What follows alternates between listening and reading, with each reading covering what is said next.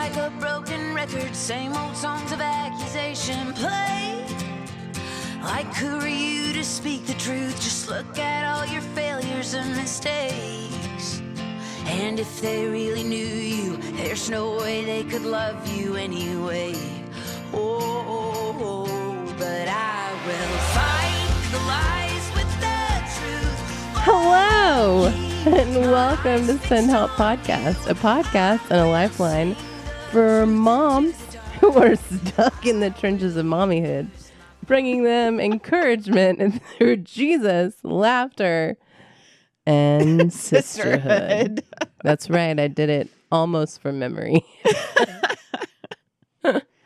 Challenge. Boom. Boom. You did it. I did it. You did. Did you look at the paper at all? I'm real good at sideways reading. Man. Yeah. Hit me with this week's your stuff. best shot. Hit me with this week's stuff. I can't wait to Come hear on, it. hit me with your best shot. Christy Fire away. has completely, I apologize Prepared. to anyone that had to listen to that. she is prepared, and I know nothing about what she is prepared, which is a good thing because it means you guys are going to get it. Like, I'm going to be reacting at the same time. You guys are going to get it. I don't know what she's talking about. That means y'all are going to get it. We're going to react at the same time. It'll be fresh and authentic. So it was the last day of the fives. By the way, y'all, the fives are over and done. Friday was the are. last day. Day 25. It's the first fives in a long time that I saw through to the end. Which is kind of sad. But it was a good session. It really was. And I will probably wake up, not at 5, but maybe at 6 on Monday. Today. I'm proud of you. Because I have discovered that it legit is the only time Yeah. that I can have a quiet time. It's true. It is. And having a relationship with God, sometimes maybe you have to sacrifice something. But aren't you gaining so much? But you're gaining so much. Yes. Yeah. Yes. Yeah. And I mean, I think I've talked before one of the other weeks that I felt like God was saying, like, hey, I've missed you. Mm-hmm. Like, yeah, you really do need devoted time and not just sporadically throughout your day. It makes a difference. It makes a difference to be starting from out of the water instead of starting from in the water while sinking and Yes. just yelling for help. Yes. Yeah. Yes, Yeah. It's much easier. it is. I'm in a little bit better mood when all of the kids are suddenly awake and And it surprises you every time. it surprises me every time. I would finish my time and then I would set my alarm again for 7, which is when they usually start waking up. Yeah. And I would just sleep in the chair. Because if I went back to bed, it was not okay. But if I just like napped for a little bit in the chair that I was in, then it was better. Like they would come in and climb up in the chair with me. I'm like, oh, they're so sweet. But then the time changed. And they have woken up at 6 o'clock every morning since. So, I know there are a lot of people. They're like, my kids wake up at 4:30. Well, you should not let them. But I am not a morning person. I'm not at all in any way. So the time change has messed with me a lot because really, technically, where I should be gaining an hour of sleep, I'm losing an hour of sleep because they don't understand the time change. Right. And they're just awake. Yeah. It's almost like you lose 2 hours. Yes. Yeah. No, I get that. I totally get that. I where I'm feeling the time change is not in the mornings, is in the evenings. In the evenings when it's like, oh, it's still only 5 o'clock. I am like, Oh. what fresh HE double hockey sticks is this? Mm-hmm. Why is it 4 o'clock and it feels like it should be 6 o'clock? Yes. And I don't know why it feels like it should be 6 because it's only 1 hour that's Right. changed. But all of a sudden, Yes. my whole body clock is off. And Yes, I'm like, Tim my- should be yes. home right now. And I'm like, no, it's 3:30. Mm-hmm. Cool. Yeah. So I call him and I say, hey, When are can you coming give home? me any kind of update? Can you give me good news? He's like, no, babe, I still have like 3 jobs to go. I'm like, so you have no idea? None. Cool.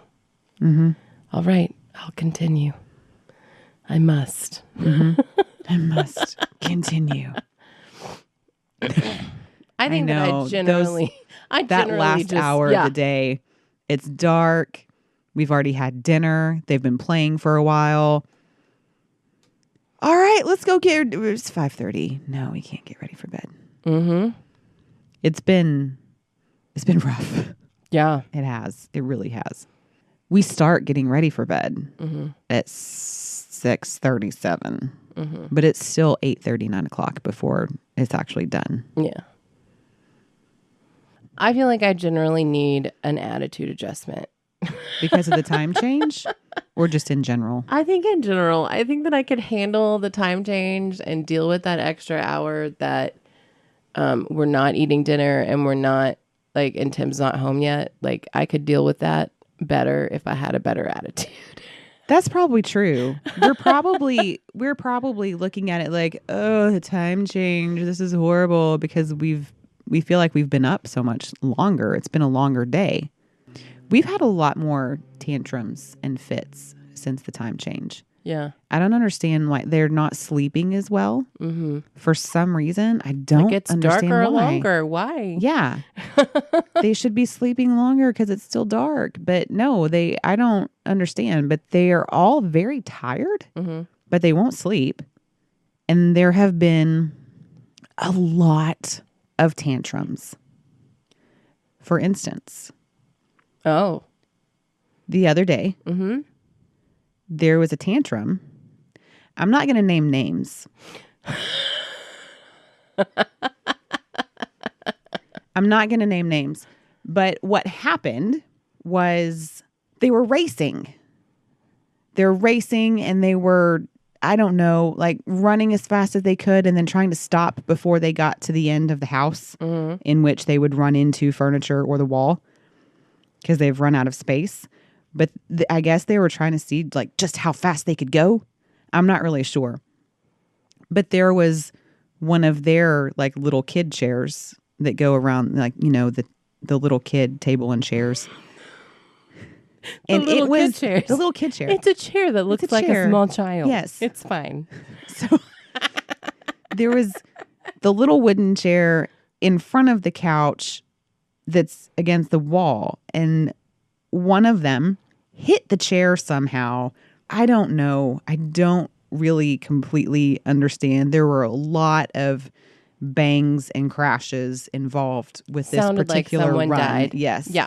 Got it. And I can picture it. Sicily. at the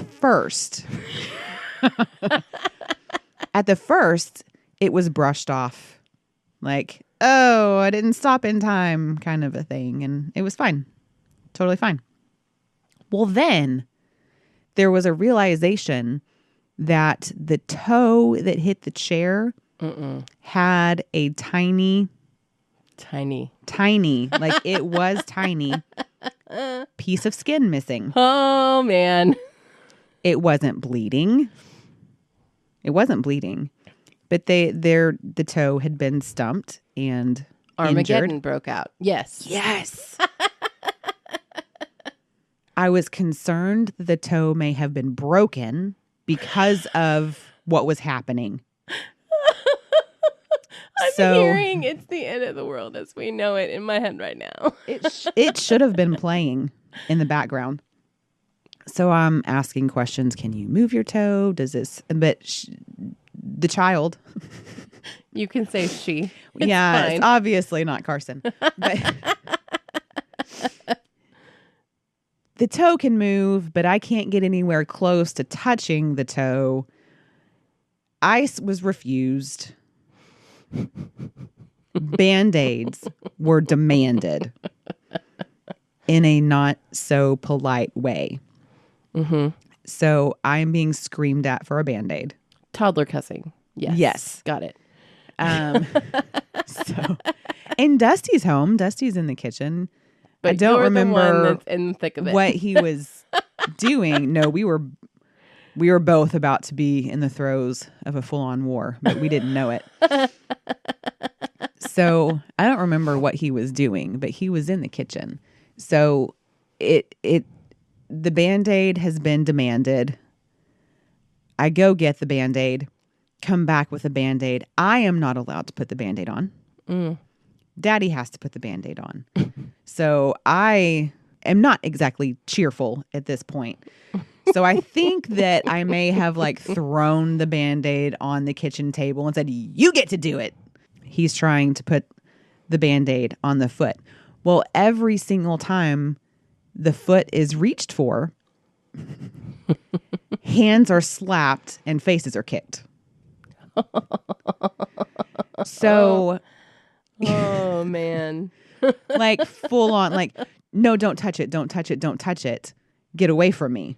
And then you back up and it's, I want a Band-Aid, but you won't let me touch you. But I want a Band-Aid, but you won't let me touch you. And this went on back and forth and back and forth and back and forth for probably 5 minutes before we were just like, you know what? If you won't let us touch you, we cannot put a Band-Aid on it. And I don't know how to try to explain that in a different way because it is what it is. If we can't touch your foot, we can't put a Band-Aid on it. So we just gave up, which led to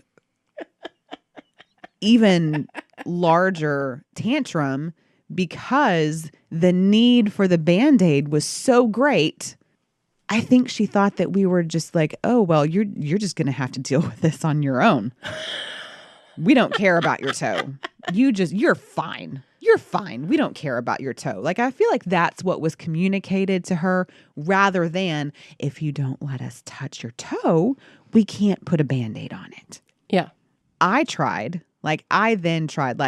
had like legs around one half of her with my other leg wrapped around her leg and then the foot in my hand, like trying to hold her down in order to get the Band-Aid on the toe. And she's a wiggly, sly little thing. She got out of all of it. And I was hit, I was kicked, I was scratched. It was serious. So I finally picked her up and carried her to her room. The entire time being hit and kicked and scratched and screamed at in my ear at this point because I'm holding her. Mm-hmm. Full on, she cannot in any way. I don't think she even knew what was happening anymore. Like she had reached this level of being in a tantrum that I don't think she even knew what the problem was anymore. Do you know what I mean? Yes, like, I think that we've all been in that place where the child that's in the middle of the tantrum has gone so far into the tantrum that they don't even know why they're upset anymore. Oh, this is a story so close to my heart. Right? So I'm trying to just calm her down and calm her. She doesn't want me. So I've got her on her bed. Her bedroom door is closed because, I mean, the other two kids are in there. And if she's acting like that with them in the room, they get very concerned and they want to give, hugs and comfort. And I mean, she's going to throw one of them across the room. So she is going to turn into Yes. the Incredible Hulk. So I'm trying to tell her, like, you cannot leave this room because I don't trust you. Yeah. I don't trust your behavior. You're being crazy. You're being sporadic. You're hitting me. You're kicking me. Why would I let you leave this room and go in there with your brother and sister? You're going to hurt them. You're going to hurt yourself. And like that was not registering with her at all. At that point, she was a prisoner being held captive in her bedroom. And I was the one that was keeping her in there. And I was trying, like, she gets to a point where she has to be like held and rocked and, like infant. Yeah. To calm down before it clicks and registers in her head. And I was trying to do that. And she's kicking the entire time. And I'm like, you can't. And she wants out of her room. So I don't know how many times she would like get away from me and run to the door and open the door and run out, and I'd have to go catch her and bring her back. Like, I mean, this was probably an hour that we were doing just that. And I have found that, unfortunately, the only way to like snap her out of it is to just get on her level and scream in her face.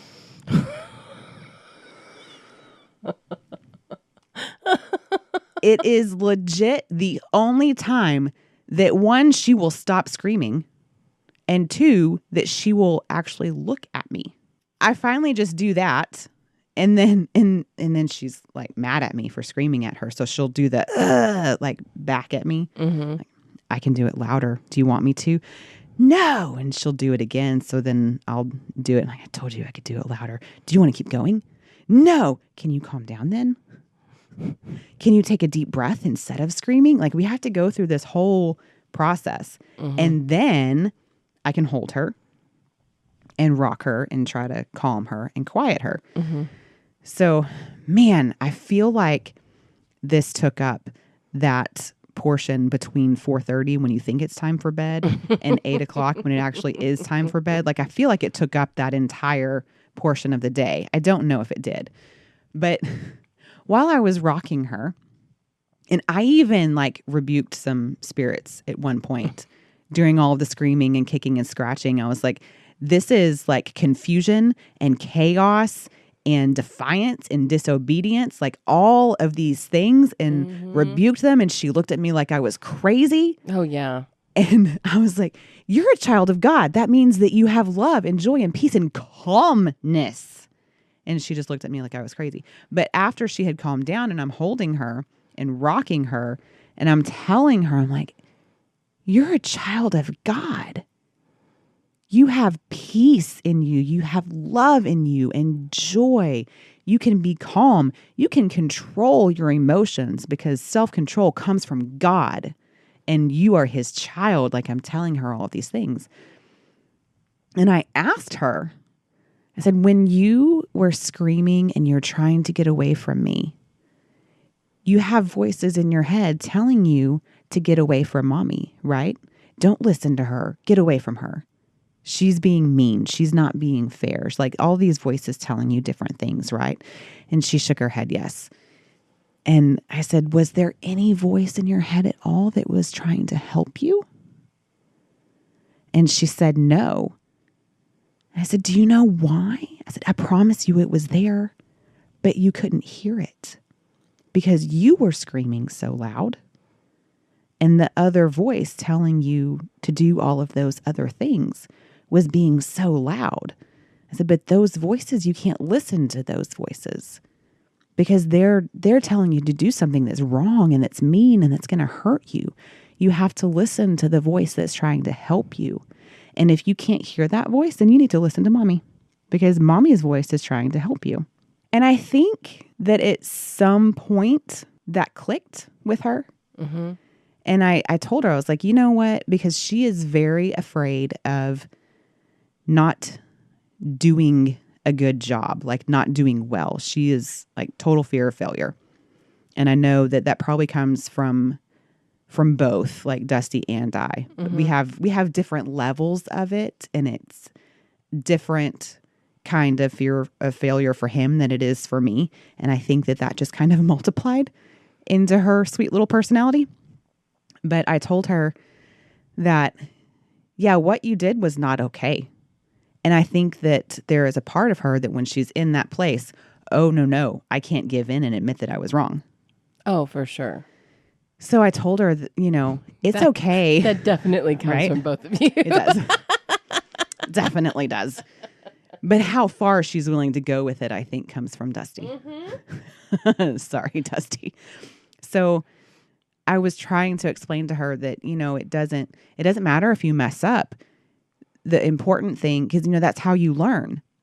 So if we learn something from it, then we can move on. And then the next time we don't make this same mistake again. So, is there anything that you can learn from what just happened?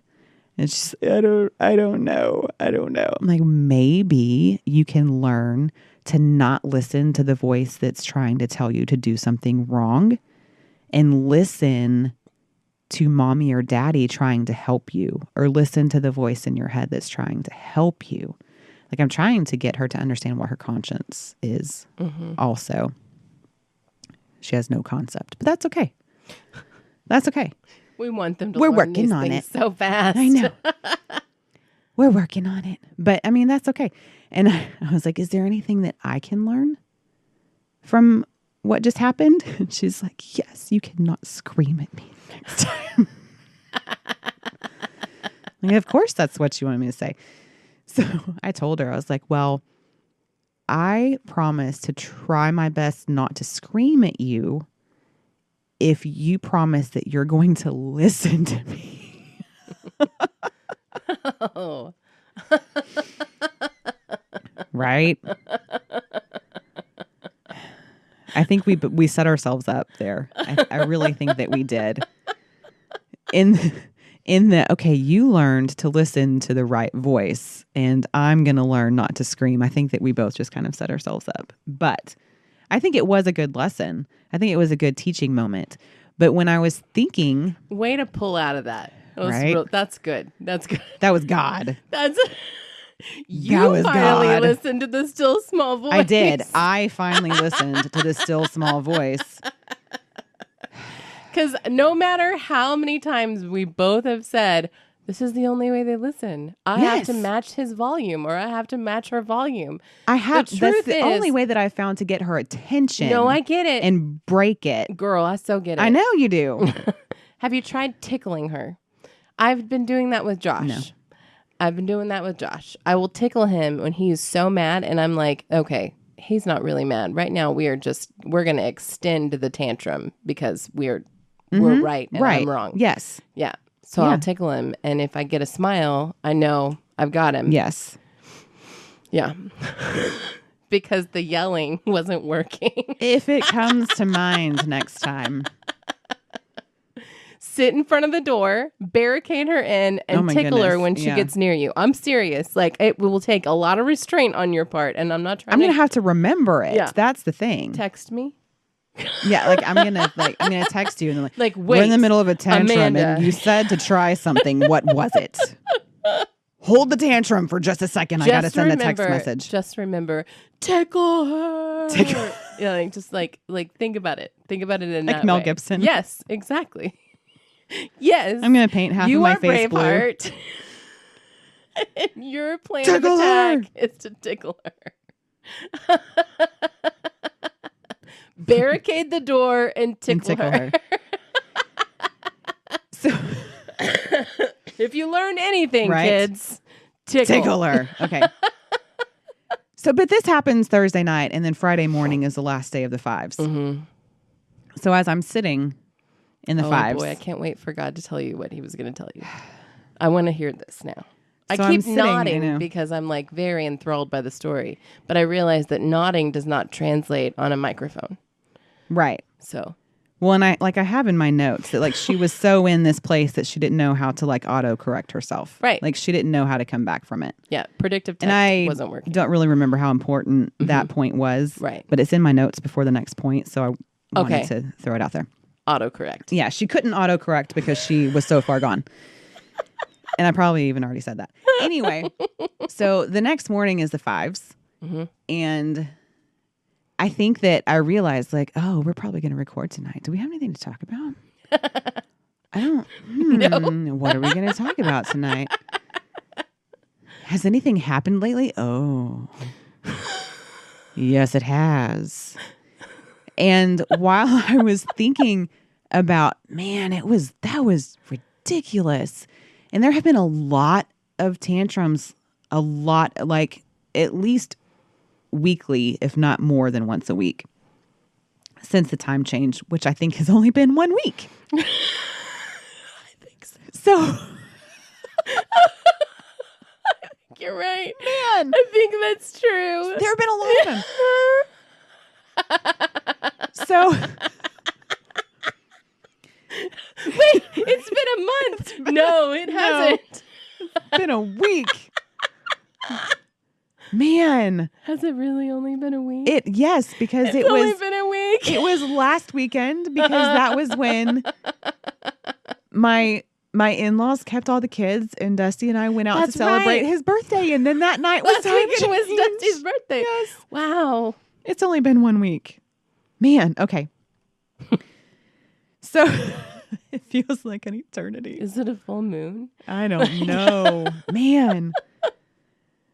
So, oh look, my Bible app is still open to this exact passage. Apparently I haven't used it since Friday morning. Telling. It's Saturday. Well, because I use my actual. Today is. It's only I haven't used it since yesterday.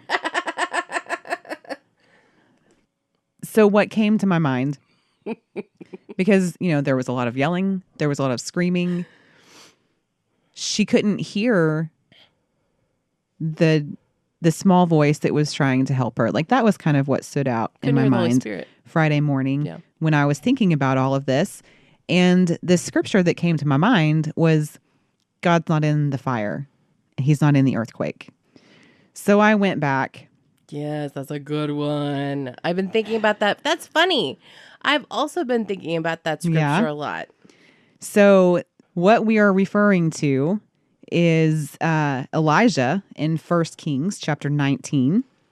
The particular verses are 11 through 13. But the gist of it is that Elijah has made Queen Jezebel very upset. And she has said that she is going to kill him. She's coming after him. He has fled from her. He's running for his life, basically. He goes to the tree, remember? And he's sitting under the tree. And he's like, God, just kill me now. Like, he's tired of running, I guess. And he's like, God, just kill me now. And then the angel comes and feeds him. And he rests for a couple of days. And then God sends him to the mountain of God, which is apparently where God meets people. So he goes to the mountain of God, which is also where the burning bush was. BT dub. Just saying. So Thank you for that fun fact. right? But anyway, like there was the earthquake, there was a fire, there was the strong wind, and all of those things, and God was not in any of those things. But then when all of those things had passed, there was a quiet, peaceful whisper, and Elijah leaves the cave, and I'm pretty sure like he took his shoes off because that was what everyone did. Why don't we do that anymore? Holy ground. I do. The second I get to church. The second I get to my seat, my shoes are off. Really? I'm sorry if that offends anyone, but I cannot worship. It never crosses shoes my on. mind. I just can't. It never crosses my mind. See, now tomorrow morning, I'm going to be in church thinking I should take my shoes off. And I don't want to. Are my feet clean? Are they going to smell? I don't know. I'm also usually wearing slip-ons or sandals. Right. I'm usually not. Yeah. I usually have boots on. Yeah. See, boots would be way different. That'd be Yes. like, let me just get comfortable. Right. Instead of just like Stepping out of them a little bit. Yeah. discreetly. So back to Elijah. Yeah. It just, as I was reading that passage, he was not in the earthquake or in the fire or in the strong wind because that's not his character. His character is not overburdening, overpowering in your face. His character is to be like, he is peace and he is love and he is gentleness and he's kind and all of those things. He is self-control. Like, he's not the storm of the meltdown. He's the self-control. He's the peace. My question is, are we doing the easy thing? Screaming back in our kids' faces. Right. Yes. Yes. Are we listening to the loud voice that makes sense and seems more gratifying at the moment, or are we waiting and seeking and listening to God for his plan that is good, his good and perfect plan for us that's going to bring peace? I think that I tend to do the easy thing. I really do. I mean, I hear from God. I have a deep relationship with him that I think that, throughout the day as I'm doing things, I'm listening to that discernment. But I also tend to take the easy way on a lot of things. And it might be because I get caught up in a goal instead of big picture. So is there something in your life, is there something going on that no matter how great it may seem, still isn't God's plan? It's your plan and not God's plan. Are we listening to the things around us that are loud? Yeah. And everybody's opinion and help. Yes. Man, That's where I am. listening to everyone's opinion. People are loud. People are obnoxiously loud, especially if you've got something going on that you need wise counsel. Yes. But let me tell you that not every single one of those people who is offering an opinion is wise counsel. Yeah. They're not. It's a lot easier in the pinch to listen to a person instead of waiting on the answer from the Lord. Right. Because first of all, it takes time to listen for the Lord. Sometimes he's right there and he's like, he's there. Sometimes he's ready with an answer quickly. But sometimes you have to wait and you have to fast and you have to pray and you have to really wait on the Lord. And we have a lot of people telling us a lot of things. Social media tells us all kinds of things. The news tells us all kinds of things. Different political parties tell us that we should believe certain things or act certain ways or make certain decisions. And those voices are coming at us from every direction. There is always a fire. There is always a storm. There's always the earthquake. When we're in the midst of it, we feel like the earth is shaking and about to give way underneath us.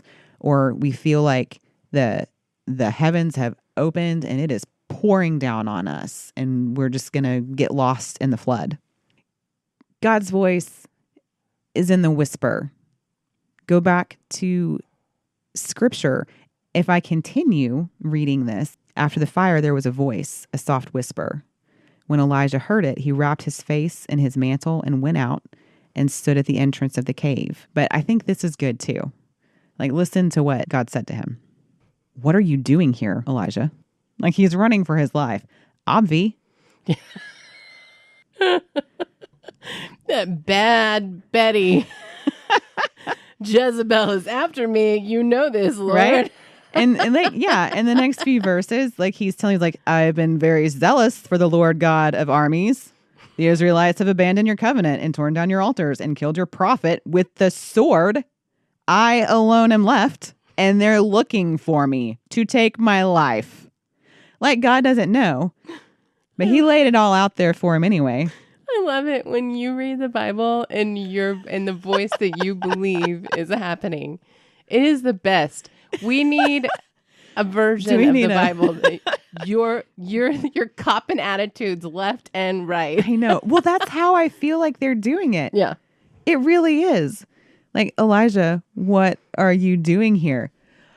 I have worked for you. I have been very zealous for you, God. And now they're going to kill me. Everyone's dead. I'm the only one left. Dead. Don't you know this?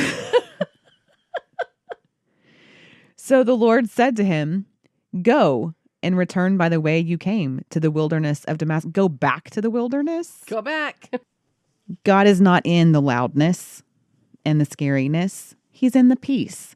So go back to your scriptures. Figure out what he's trying to actually tell you to do. I secluded myself for a long time. Mm-hmm. I still do. I still am pretty bad about it. But the last few weeks, really the last 5 weeks, no coincidence there. I have gotten out of the house more.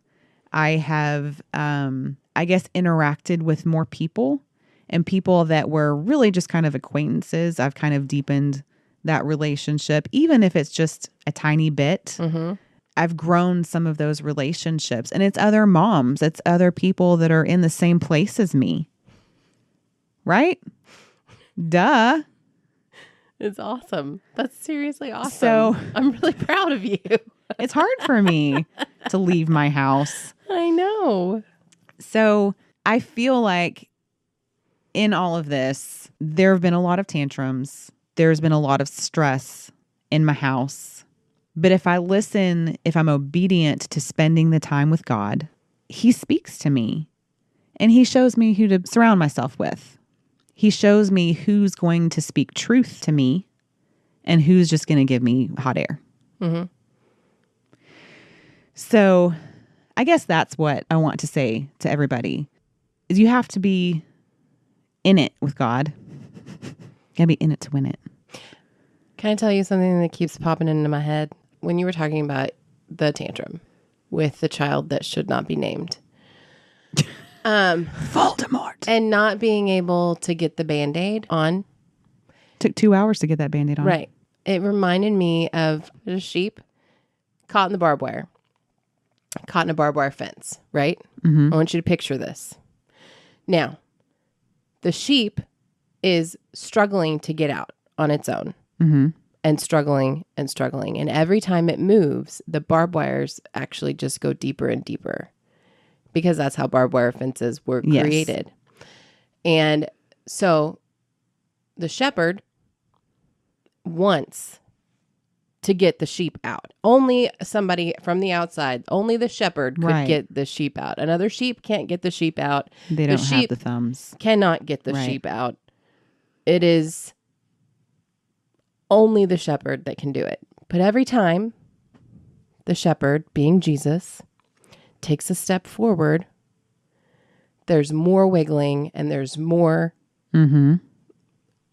trying to get out on its own. It's getting more excited. It's getting more nervous. It's getting more like, I have to get myself out. I have to get myself out. Yes. So the shepherd has to stand or sit and wait for the sheep to finally calm down and give up. Yes. So that then he can step forward and take the barbed wire out and then put the healing balm and the oil on him Yes. and then carry him on his shoulders. And I find myself in that place all the time. Right. I think I have to get myself out. That I'm like, I'm never going to get out. I'm never going to get out. I have to hurry. I have to do it. I have to make it happen. I have to make it happen. And I feel like that goes along with a lot of what we're talking about with listening to all of the noise around us. We're trying to do it on our own. Mm-hmm. We are striving. And in our striving, we're just getting the barbs deeper and deeper into our skin. And we're getting more hurt because we're trying it in our own strength. Yes, but in him there is no striving. And he's there.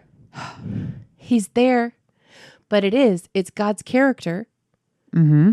He knows what's going to happen. He knows what is going to happen once we stop fighting. He wants to step towards us sometimes, I think. He wants to jump in there and scoop us out. But he also knows that sometimes we have to get to the end of ourselves and let go of the striving. Yes. In order for him to come in and rescue us. And he has to come in. Like, he is the only one that can get you out of that barbed wire. And we're yelling and we're like, please do it, do it, do it. But every time we breathe and we strive and we yell or we scream and we wiggle and we just and we look for all of the different things to try to fix the problem instead of the one thing. Yeah, that can. I want you to really think about it. Just think about this little lamb. This little lamb, and he's looking around and he's scared. He doesn't know what's going on and he knows the shepherd's voice. So the shepherd is speaking to him, but he's striving and he's wiggling. He's trying to do it all on his own. So the shepherd sometimes has to just be quiet. He's still there. And he's just waiting on you. He's waiting on that lamb to lay it down and stop fighting in his own strength so that he can rescue him. He can fix it. It's like, hey, just give it to me. Right. Hand it over. Okay, are you finished? Are you finished? Please be finished. It's hurting me to watch you do this to yourself. And we hand Stop. things over with closed fists. Yeah. And he still has to kind of wiggle it. It's like, oh, Wiggle it away from us. but hey, did you know? Did you know this? Did you know this? Did you know this about? Did you know that this happened? But wait, did you know that you have all the facts, God? Because I'm not sure that you were Right. you watching? Right? Yeah. Just like Elijah, like, Yeah. hello. But he's like, They're hey, trying to kill me, God. Are you done? Are you done? I mean, how many times have we said that to our children? Are you Yes. done? And then God says, go back where you came from, or so help me. No, No, but he did tell Elijah to go back where he came from. I know. But he's like, hey, I'd love to put this Band-Aid on you, but you have to stop. Yes. The healing process can't happen until you let me debris it Yes. and then cover it. Anyway, I just wanted to share that little anecdote about the sheep because God I brings love it it. back to me all the time. I picture a calf, though, and not a sheep. Well, but we are sheep. Calves are much smarter than sheep. Are they? Yes. Sheep are super dumb They are. They are. I'm not arguing that. to the point that I'm the just shepherd arguing would the have intelligence to of a cow. break its legs to carry it so that it will know its voice. Right? Yeah. That's pretty extreme, but I've definitely been that sheep before. I may be that sheep now. So what is your struggle? What is your fire and your earthquake and your storm? And are you trying to find God in those things? Or are you seeking the calm and the peace and the quiet whisper? Are you ready to duck dive? Duck dive into that wave. Get low. All right, guys. We love you. We thank you for listening, and we ask that you would just follow us on Facebook at Send Help Podcast. Follow us on Instagram, Twitter. We're on all the things. Go to our website, thesendhelppodcast.com. Subscribe to our newsletter, to the get that podcast. that blog, because who knows what's going to be Get in that there blog. today. It's going to be interesting. Anyway, we love you guys. Let us know how we can be praying for you. Where are you in all of this? And get still. Be still. Be still. Be still. He's there. He's fixing it. He's there in the storm with you. You just have to listen for his voice. Done. Bye. He